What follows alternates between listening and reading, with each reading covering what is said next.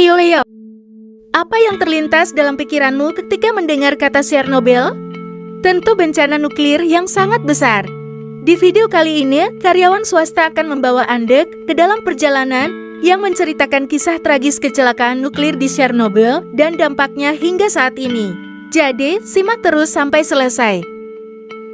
Chernobyl adalah sebuah kota di Ukraina yang terletak sekitar 130 km di utara kota Kiev. Setelah bencana Chernobyl terjadi, kota ini menjadi sangat terkenal karena menjadi lokasi dari bencana nuklir terbesar dan paling merusak dalam sejarah.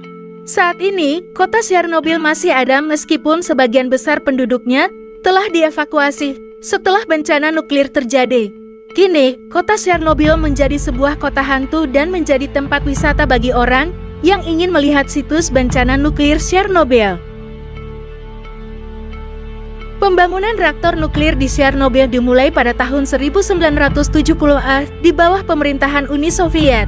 Pada saat itu, Uni Soviet sedang berusaha untuk memperkuat industri dan infrastruktur nasional mereka, termasuk industri energi. Salah satu cara yang dipilih adalah dengan membangun pembangkit listrik tenaga nuklir di seluruh negara.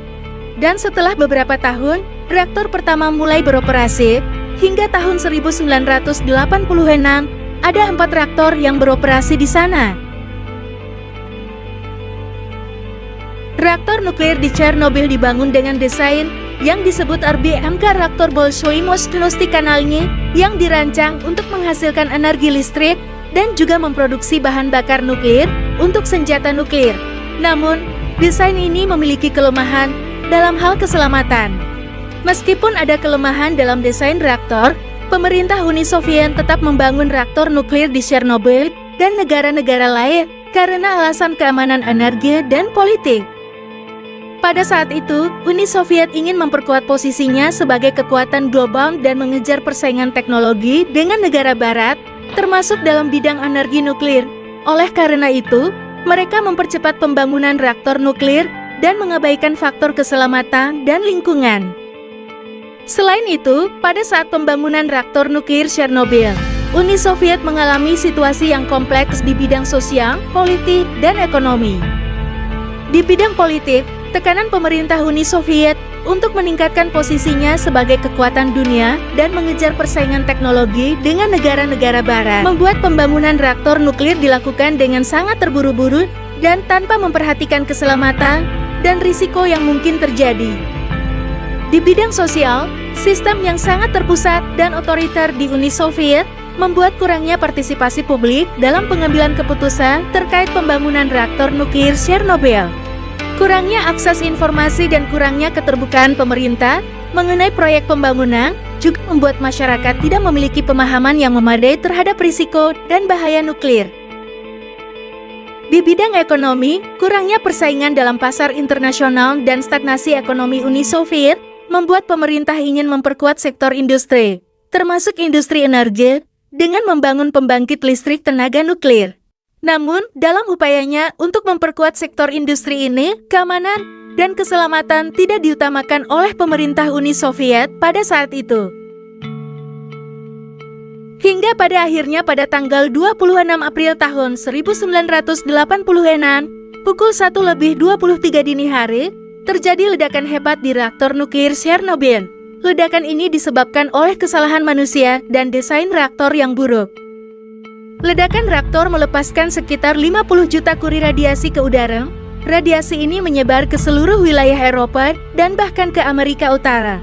Setelah ledakan, pihak berwenang mulai melakukan evakuasi dan mengisolasi area bencana. Mereka juga mulai memadamkan api dan membersihkan area sekitar. Akibatnya, 31 orang meninggal dunia dalam waktu beberapa hari setelah ledakan dan lebih dari 4.000 orang mengalami dampak radiasi yang serius dalam jangka panjang.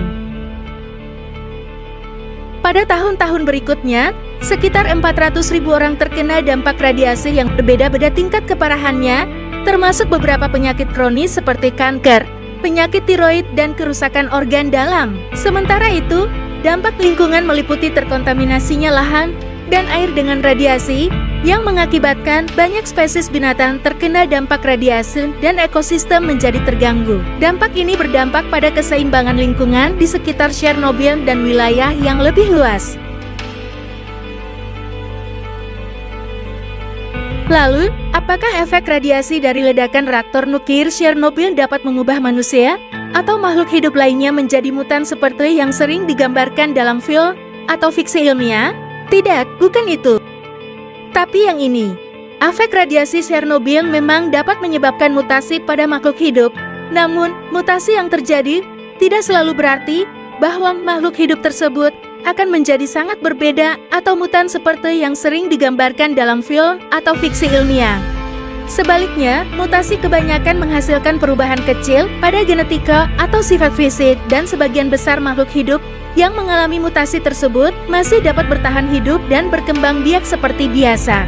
Sebagai contoh, beberapa hewan di daerah Chernobyl telah ditemukan memiliki warna kulit atau rambut yang berbeda dari yang seharusnya, tetapi hal ini tidak membuat mereka menjadi aneh atau berbahaya bagi manusia.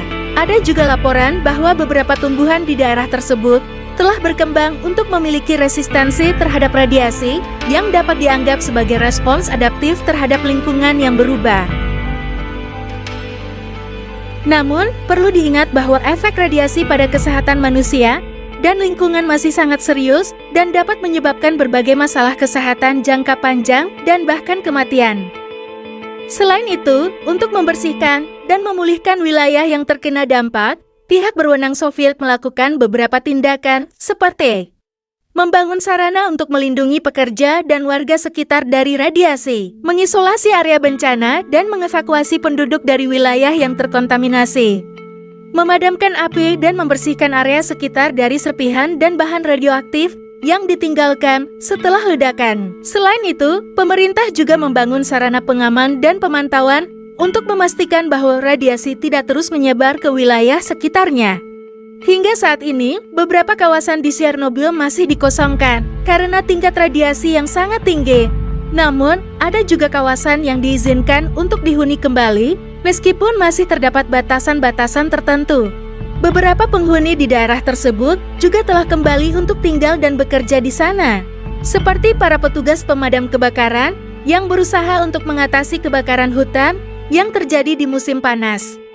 Pemerintah Ukraina juga telah melakukan upaya untuk membersihkan daerah tersebut dari bahan radioaktif, seperti dengan membangun sebuah sarang burung besar yang berfungsi sebagai penutup bagi reaktor nuklir yang meledak. Selain itu, ada juga proyek-proyek yang dilakukan oleh para ilmuwan dan pengamat lingkungan untuk mempelajari dampak jangka panjang dari kecelakaan tersebut terhadap lingkungan dan kehidupan. Namun, meskipun beberapa upaya telah dilakukan untuk mengurangi dampak kecelakaan nuklir di Chernobyl, daerah tersebut masih dianggap sebagai zona bencana dan masih menimbulkan risiko bagi kesehatan manusia dan lingkungan. Seperti yang telah dijelaskan bahwa bencana ini mengakibatkan dampak jangka panjang, maka dari itu, pembahasan mengenai bencana nuklir Chernobyl harus menjadi pelajaran berharga bagi kita semua. Kita harus belajar dari kesalahan masa lalu agar dapat menghindari terjadinya bencana serupa di masa depan.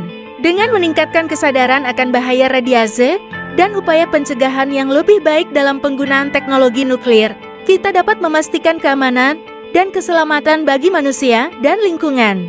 Terakhir, mari kita berdoa agar tragedi Chernobyl tidak terulang kembali dan para korban bencana nuklir tersebut mendapatkan keadilan dan pemulihan yang layak, serta dilancarkan dan dilimpahkan rezeki bagi keluarga saya. Amin.